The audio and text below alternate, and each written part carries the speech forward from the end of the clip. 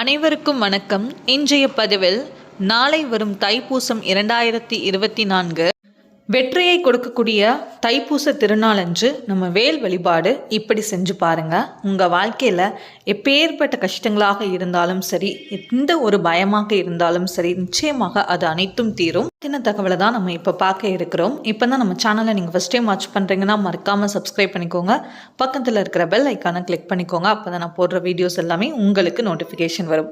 இப்போ வீடியோக்குள்ளே போகலாம். தைப்பூச திருநாளன்று நம்ம முருகப்பெருமானை வழிபாடு செய்கிறது ரொம்ப ரொம்ப சிறப்பான ஒரு விஷயம். அதிலும் குறிப்பாக முருகப்பெருமானுடைய வேல் வழிபாடு செய்கிறது இந்த நல்ல நாளில் நம்மளுடைய வாழ்க்கையில் தீராத பிரச்சனைகள், தீராத கஷ்டங்கள், தீராத பிணிகள், நோய்கள், இந்த மாதிரி எந்த குறைகள் இருந்தாலும் சரி, நம்ம வாழ்க்கையை நினைத்த பயம், பதட்டம், இந்த மாதிரி எந்த ஒரு பிரச்சனை இருந்தாலும் சரி, அது அத்தனையும் தீர்ந்து நமக்கு தைரியத்தையும் நம்பிக்கையும் கொடுக்கும். காலையில் 9:20 மணிக்கு மேலே தான் பூச நட்சத்திரம் வருது.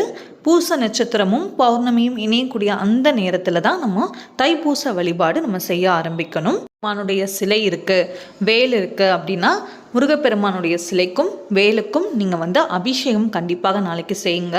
5 வகையான பொருட்கள் கொண்டு அபிஷேகம் செய்யுங்க. சுத்தமான பால், தயிர், பன்னீர், சந்தனம், விபூதி, இந்த 5 பொருட்களையும் கொண்டு சிலைக்கும் அபிஷேகம் செய்துட்டு வேலுக்கும் அபிஷேகம் செய்துக்கோங்க. மலர் கிடைத்தால் ரொம்ப விசேஷம். அந்த மலரை கொண்டு அலங்காரம் செய்துக்கோங்க. சிலைக்கும் வேலுக்கும் அலங்காரம் செய்துக்கோங்க. நீங்கள் சர்க்கோணம் கோலமிட்டு அதோடைய சென்டரில் வேல் வைத்து அதை சுற்றி நீங்கள் 6 வெற்றிலை வைத்து 6 அகல் விளக்கு வைத்து நீங்கள் தீபம் ஏற்றிக்கோங்க. 6 அகல் விளக்குலையும் நெய் தீபம் ஏற்றுறது ரொம்ப சிறப்பு. முடியலைனாலும் பரவாயில்ல, ஒரு விளக்குலையாவது நெய் தீபம் ஏற்றி வழிபாடு செய்துக்கோங்க.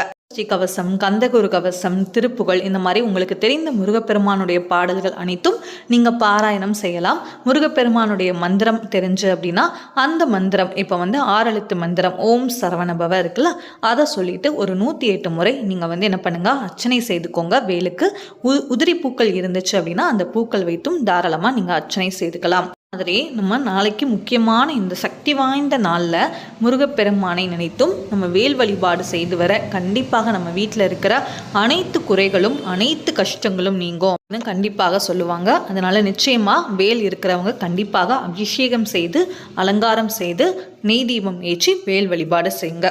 கிட்ட வேல் இல்லை அப்படின்னு நீங்கள் நினைக்கிறீங்க, ஆனால் உங்களுக்கு செய்யணும் ஆசை இருக்குது அப்படின்னா நீங்கள் கண்டிப்பாக எல்லாருடைய வீட்லேயும் முருகப்பெருமானுடைய படம் இருக்கும். அந்த முருகப்பெருமானுடைய படத்தில் கண்டிப்பாக முருகப்பெருமான் வேல் வைத்து தான் நிற்பார். அதனால் நீங்கள் என்ன பண்ணுங்க அப்படின்னா அந்த வேல்லையே சந்தனம் கொண்டு நீங்கள் மேலோட்டமாக அப்படியே நீங்கள் வரைந்துக்கோங்க. அதுக்கப்புறமா அதில் குங்குமம் வைத்துக்கோங்க. இந்த வேலுக்கு நீங்கள் என்ன பண்ணுங்க அப்படின்னா பூக்கள் வைத்து நீங்கள் அர்ச்சனை செய்துக்கலாம். ஓம் சரவண பவ, இல்லைன்னா வேல் மந்திரம், வேல் மாறல் மகா மந்திரம் தெரிஞ்சு அப்படின்னா அதையும் நீங்கள் பாராயணம் செய்துக்கலாம். தாம்பூலத்தில் 6 வெற்றிலை வைத்து நீங்கள் நெய் தீபம் ஏற்றிக்கோங்க. இந்த மாதிரி நீங்கள் செய்து வர கண்டிப்பாக முருகப்பெருமானுடைய வழிபாடு உங்களுக்கு சிறந்த ஒரு பலனை கொடுக்கும்.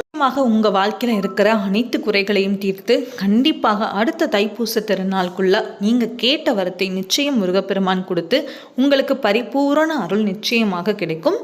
எல்லா வேண்டுதல்களும் நிச்சயமாக கண்டிப்பாக அனைவருக்கும் நிறைவேறும்.